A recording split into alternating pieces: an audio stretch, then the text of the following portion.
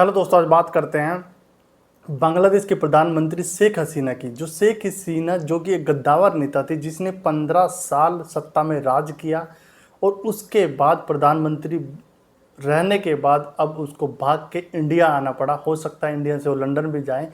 अभी India government का उस पर डिस्कशन ही चल रहा है कि उस पर क्या डिसीजन होगा। तो आज उसी के बारे में बात करेंगे कि क्या ऐसी सिचुएशन आनी पड़ी कि शेख हसीना को बांग्लादेश छोड़ के 15 साल एज ए प्रधानमंत्री उन्होंने काम किया और भागना पड़ा। तो स्टार्टिंग से बताते हैं आपको। तो सबसे पहले चलते हैं, यदि बात करते इंडिया जब आज़ाद हुआ था 15 अगस्त 1947 को, उस टाइम दो पाकिस्तान बटे थे। सबसे पहले एक वेस्ट पाकिस्तान जो कि अब पाकिस्तान है और ईस्ट पाकिस्तान जो कि अब बांग्लादेश है। आप ऐसे आपको हम पूरा डिटेल में बताते हैं। जो वेस्ट पाकिस्तान है वो इसलिए डिवाइड किया गया था कि जहाँ पे ज़्यादा संख्या में जिस भी कौम के लोग रहते हैं उसके अकॉर्डिंग वो देश बनाया गया था।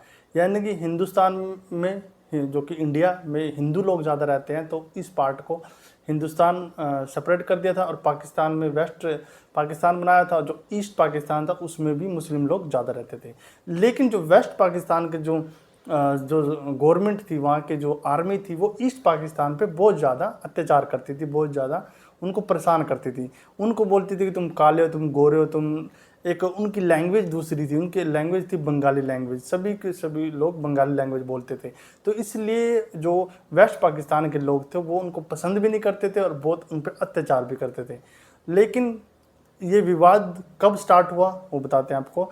जो वेस्ट पाकिस्तान है उसमें जो वहाँ की जो सत्ता थी उसमें टोटल 138 सीटें थी और 1970 में जब इलेक्शन हुआ था और जो ईस्ट पाकिस्तान था उसमें 162 जो सीटें थी। लेकिन जब इलेक्शन हुआ 1970 में 138 में से वेस्ट पाकिस्तान को सिर्फ 81 सीटें मिली और जो ईस्ट पाकिस्तान में जब इलेक्शन हुआ तो वहाँ पे 162 में से 160 सीटें उनको जीत हासिल हुई 160 सीटों पे। लेकिन इससे पहले जितनी बार भी जो सत्ता में वेस्ट पाकिस्तान के लोग सत्ता बनती थी, जो उनकी सरकार बनती थी, वो वहीं से ऑपरेट करते थे सभी के सभी, यानी कि वेस्ट पाकिस्तान से। और वेस्ट पाकिस्तान से ही सभी का सभी काम ईस्ट पाकिस्तान में होता था। जो ईस्ट पाकिस्तान की गवर्नमेंट का कोई भी अपना काम नहीं करती थी, उन पे प्रेशर से वो सब काम करवाते थे और वो करते भी थे। लेकिन जो शेख हसीना के जो पिता थे शेख मुजरिम रहमान, तो वो क्या उन्होंने वो इलेक्शन जीता था 1970 में और उसमें 162 में से 160 सीट उनकी आई थी।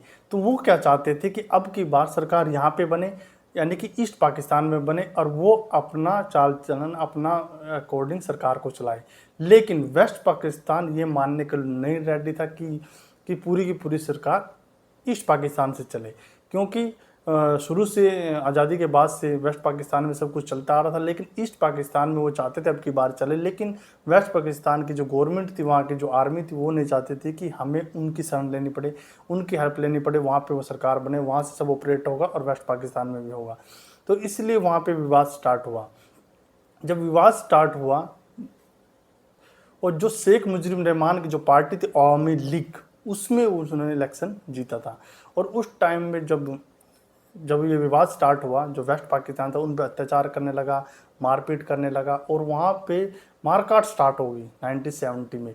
और उस टाइम में इंडिया ने जो कि शेख मुजीबुर रहमान की हेल्प की थी, यानी कि उस टाइम जब वो सरकार बनाने वाले थे तो इंडिया ने उनकी हेल्प इस तरीके से की थी। वहाँ पे जो एक गुट बना था, उस गुट का जो गुट बना था, जो ग्रुप बना था, मुक्ति वाहिनी ग्रुप था। जो मुक्ति वाहिनी ग्रुप कैसे बना था, उसमें एक्स आर्मी के जो लोग थे और जो लोकल सिविलियन जो लोग थे वहाँ के बांग्लादेश के, उसमें इन्वॉल्व थे सभी के सभी। और तब वो मुक्ति वाहिनी ग्रुप इतना बूस्ट किया था, इंडिया गवर्नमेंट ने हेल्प की थी कि तब जाके जो कि वेस्ट पाकिस्तान के लोगों को वहाँ से भगाया था। और लास्ट में जब उनको भगाया था, उन्होंने बहुत सारे उनके आर्मी के जो लोग थे उन्होंने सरेंडर भी किया था और वहाँ से भागे थे। उसके बाद 1971 में जो ईस्ट पाकिस्तान था आज़ाद हो गया था वेस्ट पाकिस्तान से, और तब जाके बांग्लादेश जो कि राज्य स्टेट बना था, पूरा का पूरा आज़ाद हो गया था 1971 में।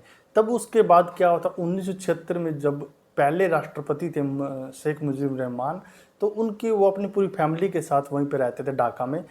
तब क्या हुआ था, उनकी फैमिली के साथ 17 लोग वहीं पे रहते थे। सिर्फ शेख हसीना जो कि जर्मनी में रहती थी, और उनकी एक बहन थी वो भी जर्मनी में रहती थी, जो सिर्फ दोनों वो जर्मनी में रहती थी। और उनकी जो फैमिली थी 17 के 17 लोग, जो कि शेख मुजीब रहमान के उनके जितने भी फैमिली के मेंबर थे, 17 लोगों को गोलियों से भून दिया था।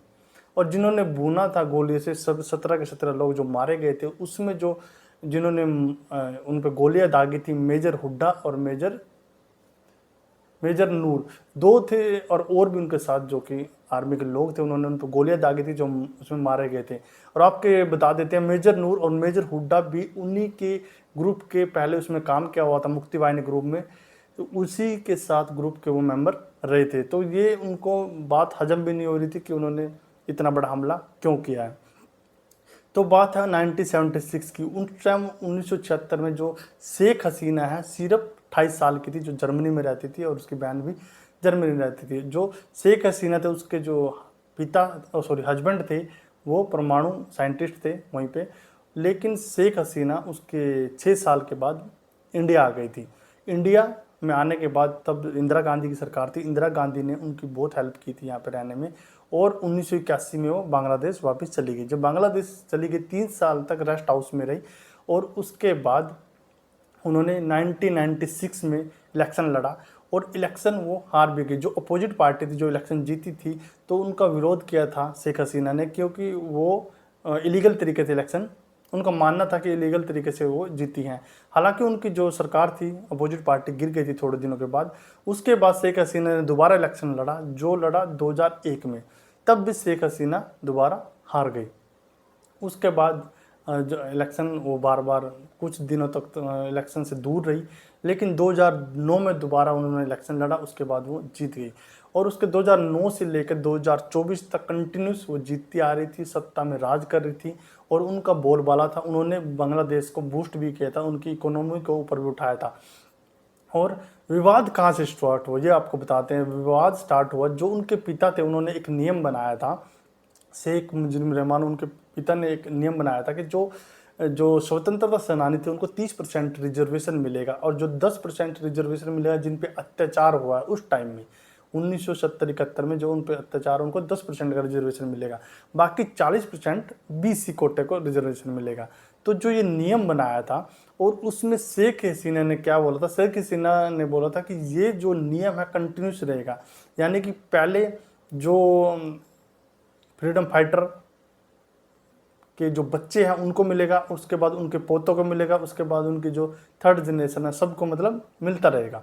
उसके लिए शेख हसीना कंटिन्यूसली उनके साथ कोऑपरेट कर रही थी कि ये नियम रहेगा, उनके पिता ने बनाया, वो भी ये चाहते थे। लेकिन 2018 में क्या हुआ, इस जो नियम को हाई कोर्ट ने रिजेक्ट कर दिया।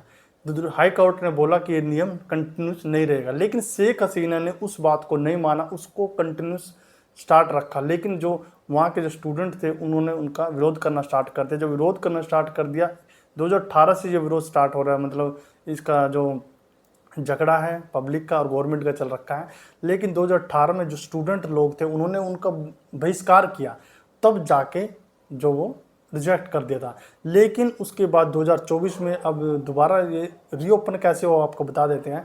जो फ्रीडम फाइटर के जो जनरेशन थी, जिन्होंने उनका बेनिफिट उठा रहे थे या उनके पोते थे, उन्होंने दोबारा पिटीशन डाली हाई कोर्ट में कि ये हमें बेनिफिट मिलना चाहिए, जो पहले मिल रहा था 30% रिजर्वेशन हमें मिलना चाहिए। तब जाके हाई कोर्ट ने इसको दोबारा ओपन कर दिया। ओपन करने के बाद जब इसका डिस्कशन चल ही रहा था, तो अभी जो शेख हसीना थी, चाइना गई हुई थी, चाइना से वापस आने के बाद उन्होंने एक अपना भाषण दिया था। तो उसमें उन्होंने बोला था कि हम यदि जो आरक्षण फ्रीडम फाइटर को नहीं देंगे तो क्या फिर रजाकार को देंगे। रजाकार बोलना उनके वहाँ पे बहुत बड़ा अपशब्द है, यानी कि बांग्लादेश में। यानी कि जो बांग्लादेश के जो लोग हैं, उनको यदि रजाकार बोलते हैं तो गाली देने से भी बहुत बड़ा वर्ड है। वो क्यों आपको बता देते हैं। जो रजाकार वर्ड है उन लोगों के लिए यूज किया गया है जो लोग उस टाइम में 1970-71 में जो फ्रीडम लड़ाई हुई थी, जो मारकाट हुई थी और 1971 में बांग्लादेश बना था, उसमें जो वेस्ट पाकिस्तानियों का जो साथ दिया था, ईस्ट पाकिस्तान में जो लोग थे, सिविलियन लोग थे, तो उनको रजाकार बोलते हैं। तो इसलिए रजाकार वर्ड से ही उनको बहुत जेलसी फील होती है। तो इसलिए उसकी वजह से भी वहाँ पे जो दंगे फसाद भड़कते चले गए। और दूसरा, जो वहाँ की जो पहले ही वहाँ पे जॉब्स नहीं है, अनएम्प्लॉयमेंट है, तब भी उसके बाद भी इतना रिजर्वेशन है। और तब जो लोग हैं वहाँ पे उनको मांग कर रहे थे कि इसको हटाओ हटाओ हटाओ, लेकिन वो कोर्ट में चल रहा था, उसमें अभी शेख हसीना का कोई काम नहीं था। लेकिन उसके बाद उन्होंने जो अपना विवादित बयान दिया, उसके बाद वहाँ की पब्लिक और भड़क गई। लेकिन जो पब्लिक थी उस पर शेख हसीना ने आर्मी फोर्स का इस्तेमाल किया। आर्मी फोर्स का इस्तेमाल करने का मतलब है यानी कि वो अपने ही देश में, यानी कि जैसे टेररिस्ट के साथ गोलीबारी स्टार्ट होती है, ऐसे ही उन्होंने उनके साथ करवाया। जो कि वहाँ के ढाका के बांग्लादेश की लोकल पब्लिक थी, उनके साथ उन्होंने डायरेक्ट गोली चलवा दी, जिसमें कि 90 के आसपास लोग मारे गए। और जिससे कि पब्लिक जैसे जैसे न्यूज़ फैलती गई, जैसे जैसे इन्फॉर्मेशन स्प्रेड करती गई, वैसे वैसे जो लोकल लोग थे, बांग्लादेश के सिविलियन लोग थे, वो एकजुट होते गए। जैसे एकजुट होते गए, अब 5 अगस्त 2024 को वो उनके फार्म हाउस के अंदर घुस गए। और फार्म हाउस पे घुसने के अंदर उन्हें पूरा तोड़ फोड़ कर दिया, पूरा तहस नहस कर दिया। तब जाके शेख हसीना को वहाँ से भागना पड़ा। शेख हसीना वहाँ की आर्मी की हेल्प लेके वहाँ से इंडिया आई, हिंडन एयरपोर्ट पे। हिंडन एयरपोर्ट से अब दिल्ली में ठहरी हुई हैं। अब उस पर डिस्कशन चालू है कि वो यहाँ से लंदन जाएंगी या इंडिया में रहेगी। तो ये वो कारण थे जिससे कि शेख हसीना बांग्लादेश से भाग के इंडिया में आई थी। ये था छोटा सा वीडियो। जल्दी आपके सामने दूसरा वीडियो लेके आए, तब तक ले जय हिंद।